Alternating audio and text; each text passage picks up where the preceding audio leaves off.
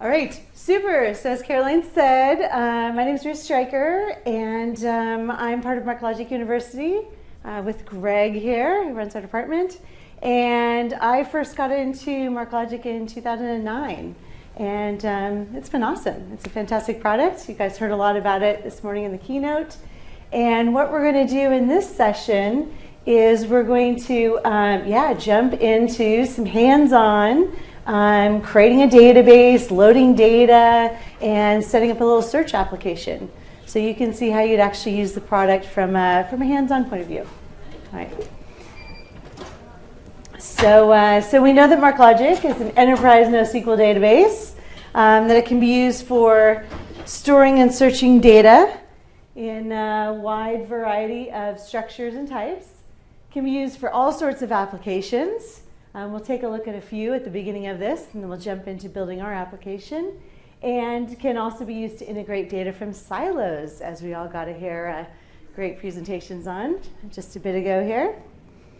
So as we go through this, we're going to talk about, deciding on a project. What are you going to build with MarkLogic? And then thinking about our application code. Is that something that we're going to have hosted by MarkLogic? Or are we going to have it out in our own platform and then talk to the MarkLogic database? We'll talk about that. And then we'll go through creating a database, bringing data into the database, how we can query the data, and then finally we're going to stand up an application that uses our data.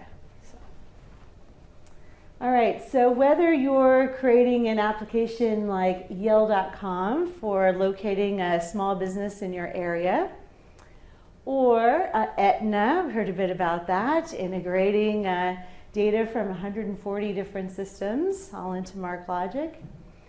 Or a MarkLogic University, right? Creating a training registration system. And when you guys all registered for this event, you actually went through using our system. So it's a nice use of MarkLogic.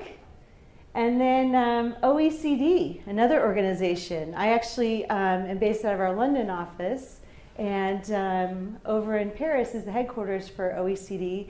They're a 34-country organization that promotes policies for improving the economic and social well-being of people around the world. And they have tons of research data, huge amounts of data that they use to store in MarkLogic.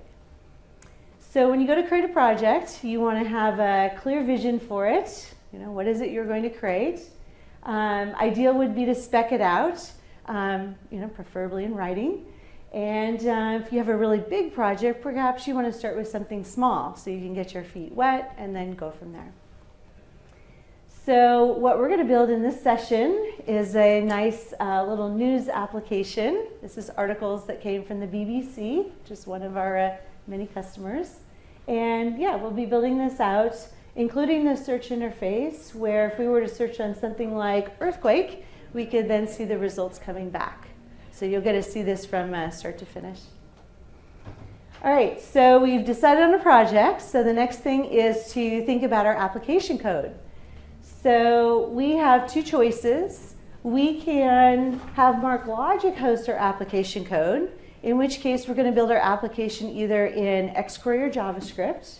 And so MarkLogic can serve not only as your database, but through our application servers, it can also be an application server and a web server as well. Or, and I would say about 50% of our customers do this.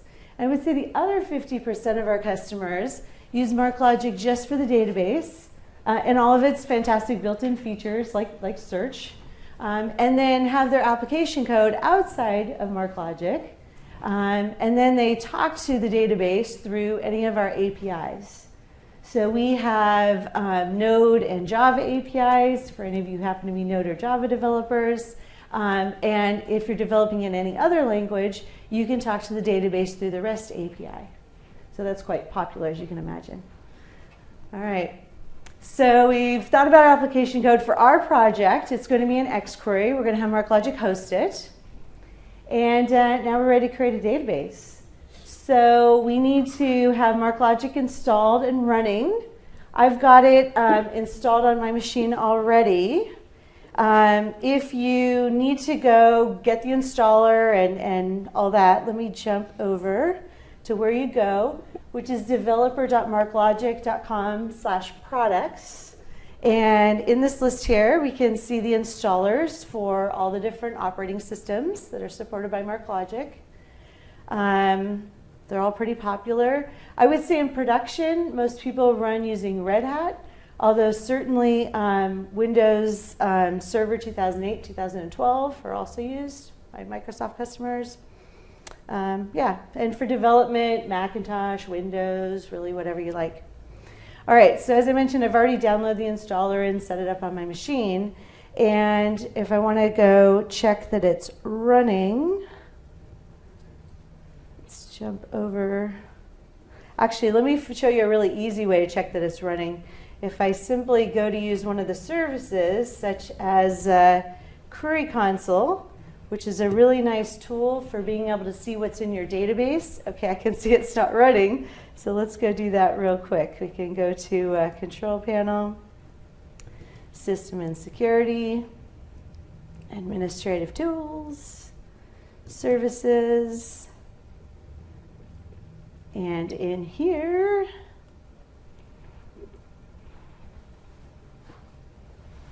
I just scroll down a bit.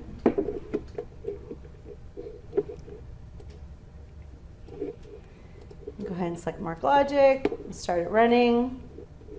And if you're wondering about, how do I install in the different operating systems, we have really nice documentation for that, which is at, I'm going to go ahead and log in, which is at docs.marklogic.com.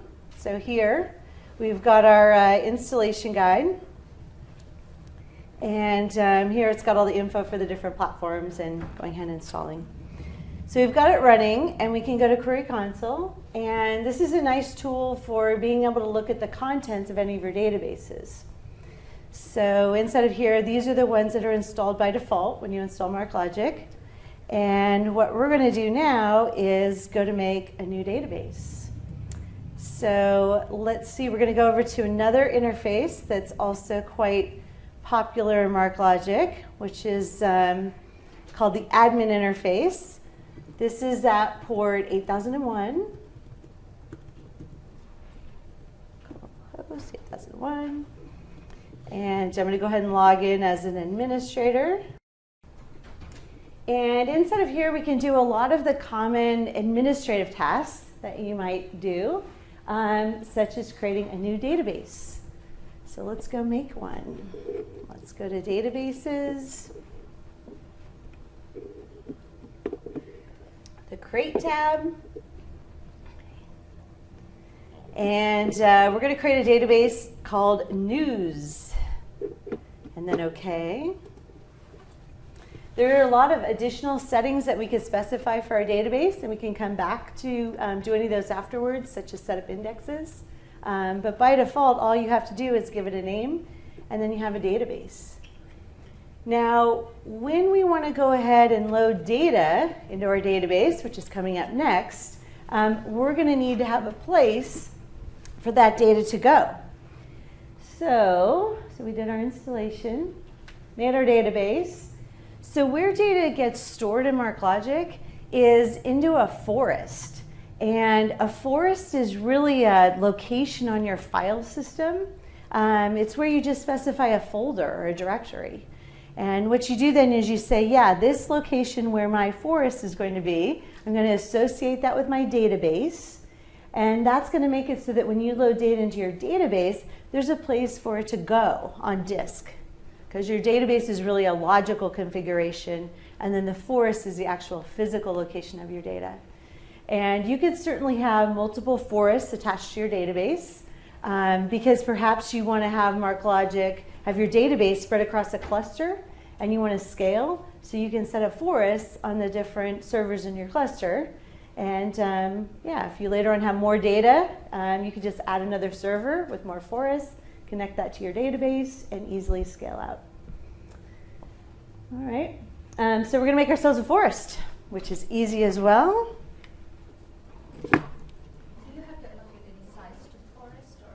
No, you can just specify a directory on your disk, and then, of course, you'll want space for whatever data you load into it, but you do not have to pre-allocate space for your forest. Yeah, cool. All right. Where am I? Here. All right. So in our admin interface here, we can go ahead and go to Configure. We can go to Forest, and we can create a forest. And there are a lot of settings you can specify for your forest, including exactly where you want it to go on the file system. If you don't specify in data directory, then it will go into the default location, which in the case of Windows, which is what I happen to be on, would be down under where MarkLogic's installed. But if you want to put it somewhere else, you totally could. And yeah, the only thing you really have to put in here to have a valid forest is giving it a name.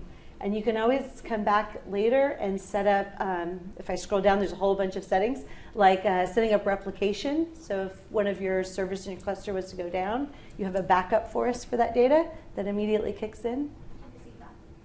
You want to see that? Yeah, sure. So what I'd do if I wanted to do that is I'd make myself another forest, and then which would be my replica one, and then I would come in here and I would assign that. So I come down here to my forest replicas and I would specify which one I want. Because I haven't yet connected the forest to the database, I'm not seeing all the settings, but yeah, it'd be right down there. All right, let's click on OK. So now we've got ourselves a forest. And now all we need to do is just associate the forest with the database. All right, so back over here in our database list, we can select our news database. And there's a nice little shortcut link here, or I could select it from under here. So these are all settings for my database on the left.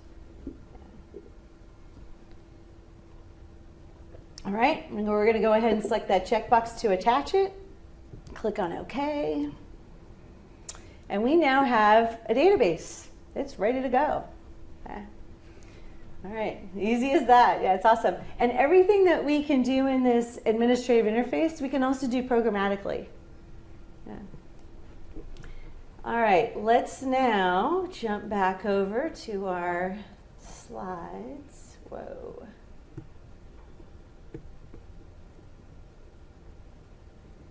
Go. All right, so we've got our forest, we've got it attached. So now bringing our data in. Okay. So as you might have gathered from the keynotes or talking to other people or previous experience, we can bring in data in all sorts of different types, specifically JSON, XML, text, binary, and RDF triples, which is, you saw a bit of that in the keynote, semantics, how semantic data stored is as an RDF triple. And it can all go into the same database, and you can then query across the documents in the database, no problem. And yeah, we model our data as what we call a document. And I'll give you some examples. A document doesn't have to be a long, complicated thing. It can be quite simple. Yeah, different types can all be in the same database, and we have a variety of ways to insert the documents in the database, and we'll go ahead and use one of those. So here's an example of a JSON document. Yeah. So this is going to be for our news articles. Here's an example of it in an XML format. Text documents we can also store in a database, and we can search them. However, I would say that if possible, we prefer XML or JSON documents, only because then we have the added benefit of structure that we can then query against. So like in that previous slide where I was showing here, what if I wanted to search for Greece, but only in the title elements of the articles? I can do that if I have XML or JSON documents. Whereas with text, if I had text documents, sure, I could do a search to find all the documents that have Greece, but I can't specify where in those documents. So yeah, we especially love XML and JSON documents. We can also store binary documents. So pretty much any other document type, you can also store in the database. Maybe you have video files, PDF files, images, sounds, all those things can also be stored in with your documents. Question? Yeah. You mentioned there's a triples document. Is there any examples of triples? Yeah. We'll do an example of a triple one shortly. Yeah, the triples are hot. Yeah, people are using those a lot. Actually, at the workshop, when I tried to import the triples, it kind of saved in an XML format. So I just would like to see. Oh, okay. Yeah, sure. And also, you should look into our semantics course. We have a whole one day on semantics, and we go through talking about the different types of triple formats out there, and then how we store them in MarkLogic. And yeah, awesome. All right, cool. So, and then also just mentioning here, some of the binary format types, like PDFs and Words files, you can also convert them into XML documents as you're loading them into a MarkLogic database. So that's a neat feature that we have as well. We can do that through the content processing framework. So yeah, basically instead of it just being, say, as a PDF, a binary file, we could say pick up on the XML content in it, and then we can search that structure. Yeah. All right, here's an example of a triple. This is an example of how it's stored in MarkLogic. So we support all the standard different triple formats that are out there, like XML RDF and Turtle and N3, and there's a whole bunch of them, N-quads, N-triples. And then how we store them within MarkLogic is really as an XML document, but where we've got SEM subject, SEM predicate, SEM object. And then you can run, in the semantics world, really popular is Sparkle as a query language. You can run that as normal against your documents in the database. So behind the scenes, we store them in this XML format, but anybody who's a Sparkle developer doesn't even need to know that. Yeah. All right, super. So yeah, we're ready to, here's an example of semantics in use. So if we were to take our application and take it up to the next level, we might have an application like this with various news articles. And if somebody were to select one of our headings here, then we'll, show the content, any images associated with it. And then we could also have related semantic data over here on the right-hand side. And let's say that there was this article and that we were then interested in Greece, to learn more about Greece, the country. We could select that, and then we could either have it fetch triples from our database, or we could have it go out and fetch triples from the world at large, like DBpedia is a really popular source of public triples. So yeah, semantics can be used in all sorts of nice ways. All right, I think it's time to load in our data into our database for our little application. So let's go take a look at our documents, which, let's see if I go back here.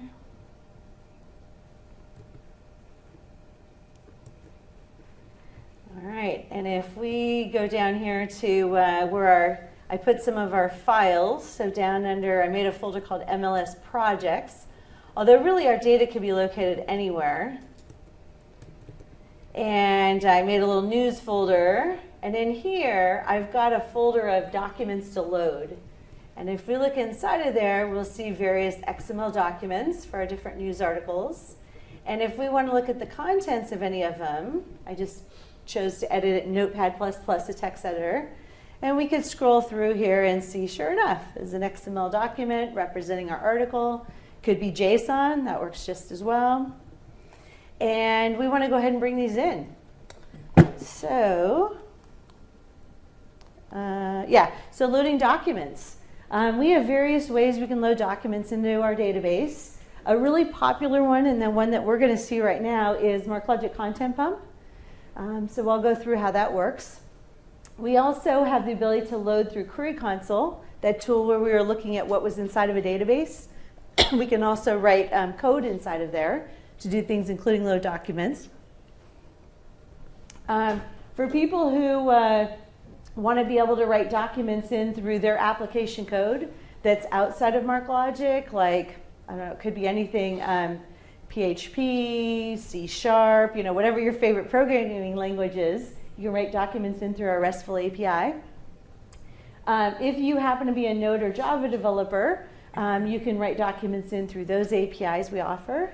And then also I mentioned, yeah, with Content Processing Framework, you can manipulate the documents, contents, as you're bringing documents in. So that's quite interesting as well. All right, so we're going to use MarkLogic Content Pump. It's a Java-based command line tool. It's really popular. A lot of people use this because even if you had millions or billions of documents, it's going to load them really efficiently. It's really designed for high performance. It does require the Java runtime of 1.6 or later. I've already got that on my machine. And then the actual MarkLogic Content Pump files we can download. This is an open source project from developer.marklogic.com/product/MLCP. I've got those on my machine. And then we simply need a port for being able to talk to our database. So we're going to set that up next. We're going to set up a port to be able to talk to our MarkLogic database from the outside. So as to do that, to create a port, we're going to create what we call a REST API instance. And yeah, benefits of that include that you can talk to your database from really any programming language that can make HTTP requests. We'll be able to then talk to the MarkLogic database. So that's why it's such a popular interface in MarkLogic. And let's go make that happen. So to set up a port, to create a REST API instance, what we're going to do is send a configuration file like this to MarkLogic to say for our news database, we want to set up port 8011. You can use any port that you're not already using. Anything's fine. I thought I'd do 8011, just sounded nice. And that will allow us to be able to talk to our news database going forward with that port. We can send this configuration information in an XML format or in the lower right here as a JSON format. Either one. MarkLogic's very happy with JSON or XML. All right. So here we've got an example of actually sending the file. So the first one was the configuration. This is how we actually get to MarkLogic. So you can send your file through any programming language that can make HTTP requests, which is pretty much all of them out there. In class, in training, we tend to use curl. It's a really simple, open source, very popular tool that a lot of people use to make requests like this on the command line. So if you haven't seen curl before, this might look like a lot, but I've bolded the important parts, which is that we want to post, so we want to send the file that's at this location, that restconfig.xml file that we were just looking at. We want to send that, and how we're going to be able to talk to MarkLogic is through port 8002, and this endpoint, as we call it, called REST APIs. So this is going to allow us to talk to MarkLogic, and we're going to be sending this XML file. Okay. And then MarkLogic will go ahead and set up at port 8001 this port to talk to our database. So we need to do that. All right, so let's go to our files. So from our news here, you can see I've got restconfig.xml or JSON, either one. We could look at the contents of that real quick here. So that's the file we want to send. And then how we're going to send it is using this curl command. So I'll go ahead and copy that. And then we're going to open up a command prompt window. And we're going to go to where I've got curl. As I mentioned, curl is just an open source tool. And where I happen to download and unzip it to is just onto my C drive. So I'm going to that directory. And then I'm going to go ahead and right click to paste that command, which is going to go ahead and send that file. So we'll give it a few seconds to run.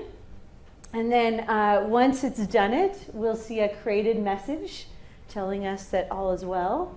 Oh, there we go. Beautiful.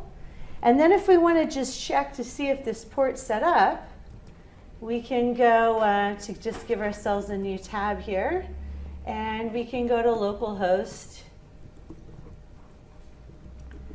8011. And log in, admin. It's my username and password for my MarkLogic administrator. And then once we get there, this is just kind of like a help page. It's telling us that now that you've set up this port for talking to your database, these are the sorts of things you can do if you'd like. You can put documents into the database. You can read documents from the database. You can run a query against the database. So we'll be doing a bit of this as well as we go along here. All right.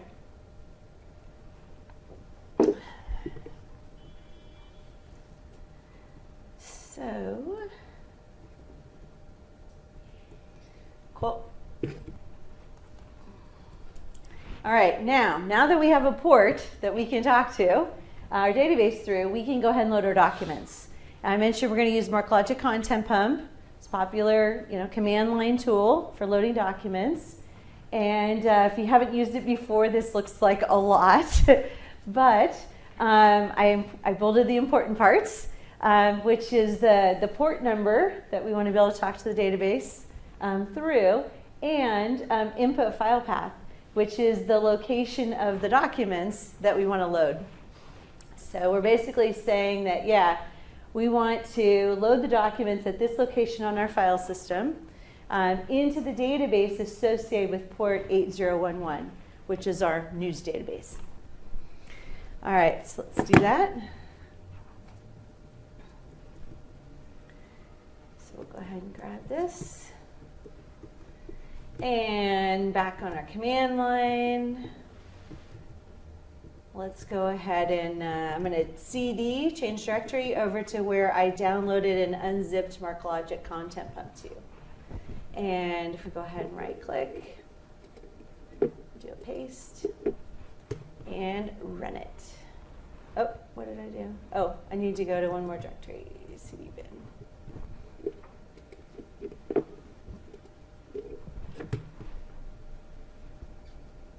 Cool. It's thinking. It's going to show us the progress as it's loading these documents.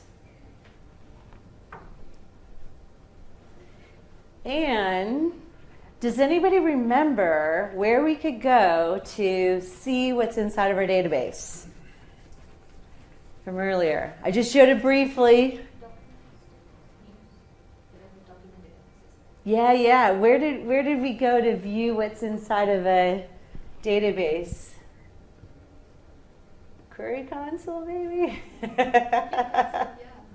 I've been throwing a lot of things at you, and I only mentioned it really briefly. But yeah, if we now go over to port 8000 here, our query console tool, we can refresh this to see our database on the list, which is our news database. And if we do an explore, we can see our 469 documents in our database. And if we want to see the contents of any of them, we can select the name of it. And there we are. So we've got our documents loaded, just like that. All right, let's see what's next here. I think we're getting pretty close.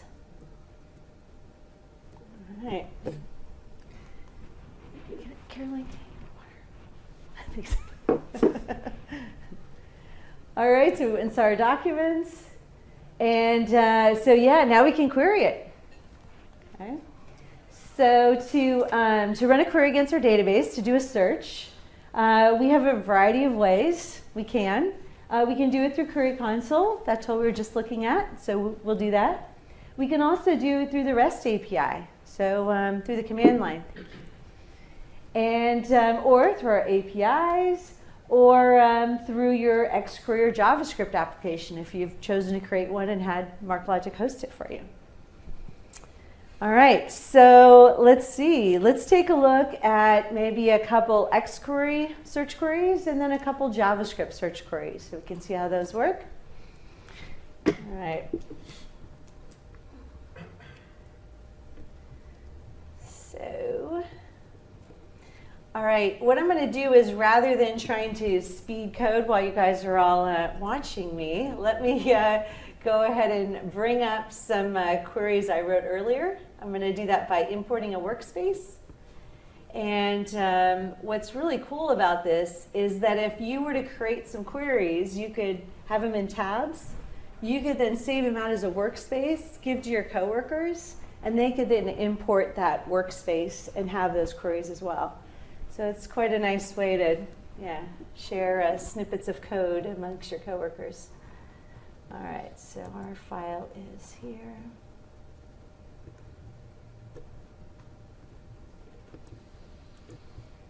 Projects, news, and then it's just the workspace is saved as an XML file. So I'll just bring that in. All right, so here's one, starting off really simple. We've got should I try and make that a little bigger? We've got a CTS search. And this is a function we've had forever and ever in MarkLogic. It's very popular because there's all sorts of different sorts of criteria you can put inside of it. We have about 350 accompanying functions so that you can do things like, not only do I want to do a search, but I want to search for this, or this and this, but not that. So you can create, some really nice queries. So in this case, this is pretty basic. We're saying search all the documents in the database through fndoc, and we're searching for the word earthquake. And we'd like to come back with the best 10 results. And if you're interested in more on best 10 and what does that mean, we have a whole search developers guide, which explains the algorithm behind our search and how the documents get scored. And you can also customize that. There are so many cool things you can do to affect the scoring of the documents that come back and their priority. All right, so let's go ahead and run this against our news database. And what's happened is it's brought back our top 10 documents in their entirety. So let's say we want to do something a little more sophisticated, like, I do want to bring back those top 10 documents, but I'd like to see just the titles, right? So in our code here, we've got an XPath expression to say, within the documents, just return what's inside of the title elements. So let's run this one. Oh, and I've got to make sure I choose the database I actually want to run my query against. And there we go. Nice. Let's take it a step further. What if, in this third query, what if we want to just search the titles for the word earthquake? Right? Not only, we don't want to just display the titles for searching the whole document, we want to only search in the titles. So in this one, you can see I've got, for my scope of my query, I'm saying, all the documents, but only the title elements within them. Find the word earthquake. So we'll probably get less results for this because we're being more specific.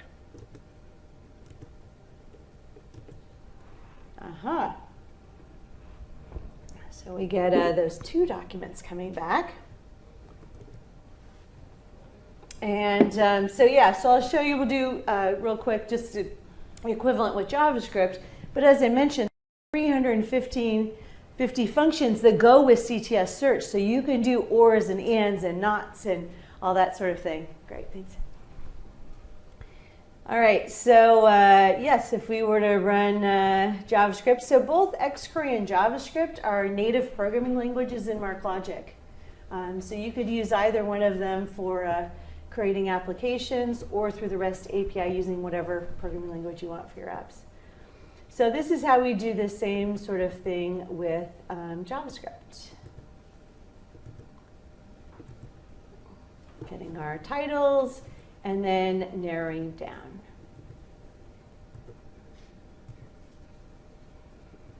Cool. All right. Oh, and then on this query, actually, what I just did is I used another way we can do searches in MarkLogic. So we have CTS search, and then we have another very popular search function called search. And we call it the search API. And it's got a lot of built-in best practices for performance as well as for features, like doing pagination, creating faceted navigation. Yeah, a lot of really nice features.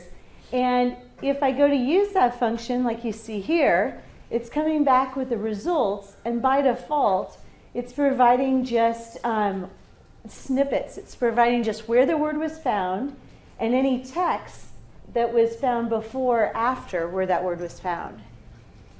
And you might think, okay, but what am I going to do with this? So you, as a developer, could then take this response from MarkLogic, and you could build a nice search results page, which I'll show you a screenshot of here, to display the results for your end users. So here we did those.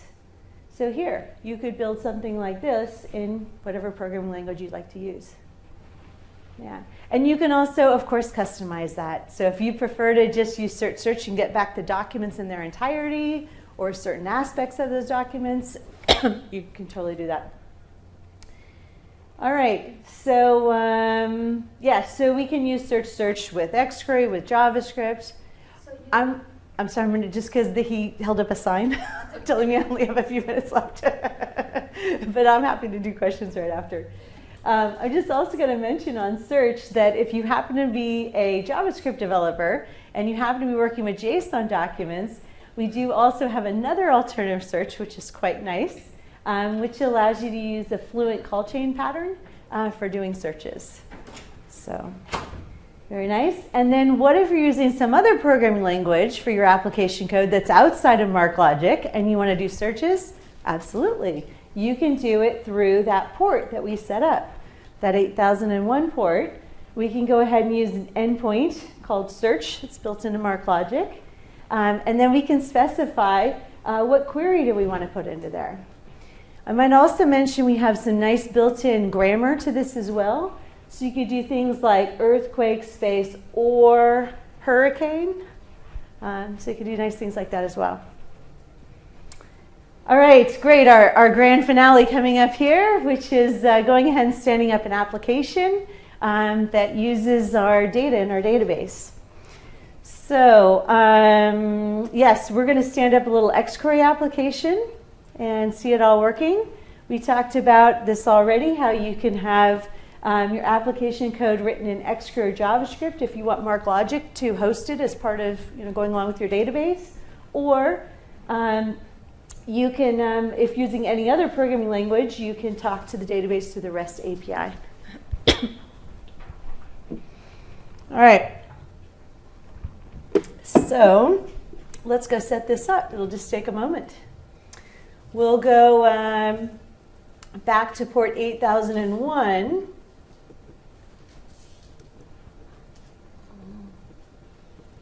Which is here. I need that to go away. Let's get, there we go. And we can create what we call an HTTP app server. So if we go to configure groups default, and then app servers, and we select create HTTP, then we'll give this a name. This is just an internal name. So we'll put, what's really common is to put the port number that you want to use and the name of your database. And then to specify where your application files are going to be, we're going to set up a folder called app down under our project files. We need to specify a port number that's not already being used. So I'll go with 8012. And then we need to specify what database our application file is going to be able to talk to. So we're saying, I'll click on OK here, but I just also want to explain this. So we're saying that at port 8012, it's to point to the application files at this location on our file system. And those application files can talk to our news database that we specified.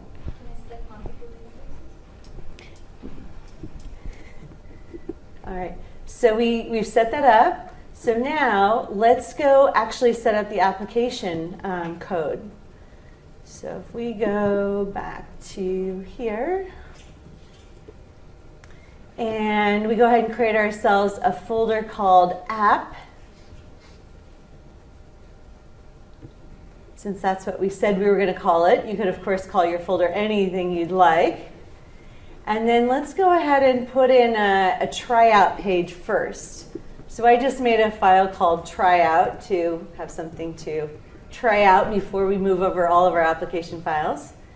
And so let's give ourselves a tab here. And let's go to that port, right? What was that port? 12, yeah, great. 2012.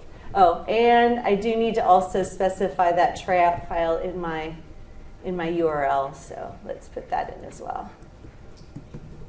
So our tryout.xqi file. And yeah, and if we wanted to go look in that file, you'd see it's that query that we wrote earlier to say, I want to find all the documents that have earthquake in the title element. All right, so just to finish this up here, and I can show you the contents real quick of this guy. So yeah, just got our little query in there. If any of you are interested in learning Xquery, we do have a nice 4-day developer course as part of MarkLogic University. All right, let's put in our last files here so you can see it all working. So I've got these files. Basically, I just wrote more code into an index file. So similar to the tryout, but I just put more in to build out the whole search application. And then I just have some CSS files in here just to make it look good. Yeah. So if we go back over here and we view the index file, which is the default home page, then we can see our beautiful application. Yeah. And if we were to search on, we could search on other things as well, but if we were to start off searching on earthquake, do our search, then yeah, we get our results. If we want to select any of these, we can see the article and any images associated with it. So yeah, etc. Searching on different things. Very nice. All right, let's wrap this up. And then I'm totally available to do questions as well. But yeah, so we set up our app server.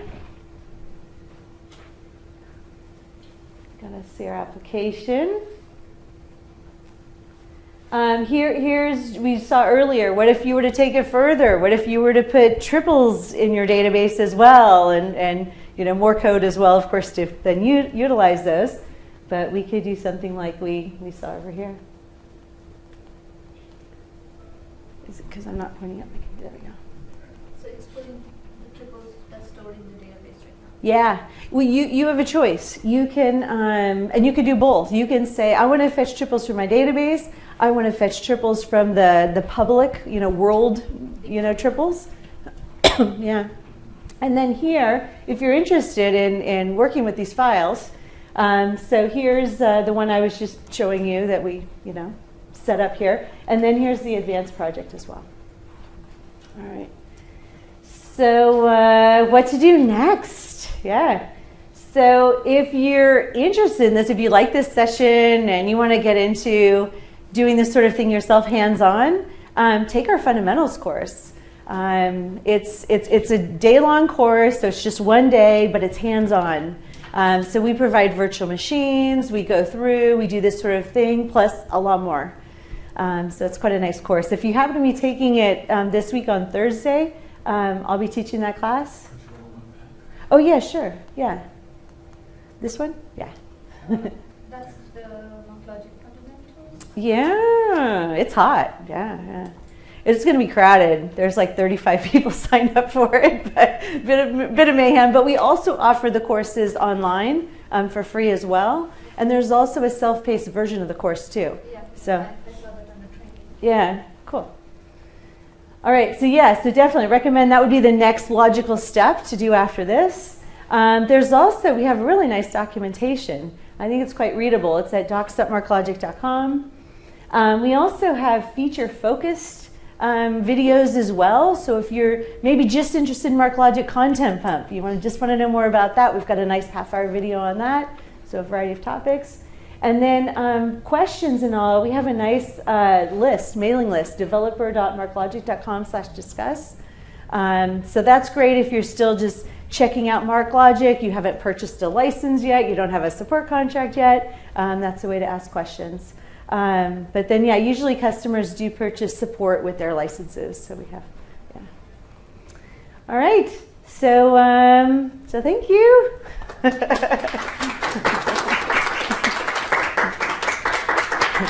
All right. So we can do questions if anybody has any, or if you guys need to go to other sessions, that's fine too. So thank you so much for coming.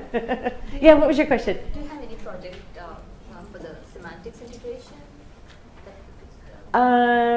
We have a semantics course. Yeah, I'm interested. Yeah. So sorry, just to repeat the question for the recording.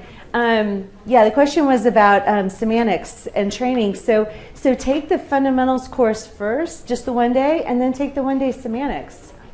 Yeah. That's on Thursday. I don't see. Thursday is the fundamentals course, and then take the semantics course online. There's 8 of us instructors, so it's live. You can ask questions, and we give you a virtual machine for the class. When is that? Oh, Mark, Greg's like, let me give you the URL. Training site, there's a whole schedule, so it's constantly being added to, so you just want to go to that training site. And the URL for that is www.marklogic.com/training. And once you go there, then yeah, you'll see all the classes you can sign up for. And you know, we used to charge like $800 a day for training per person, and the fact that it's been free for the last year is like, it's a good opportunity. Yeah. Cool. Yeah. Other questions?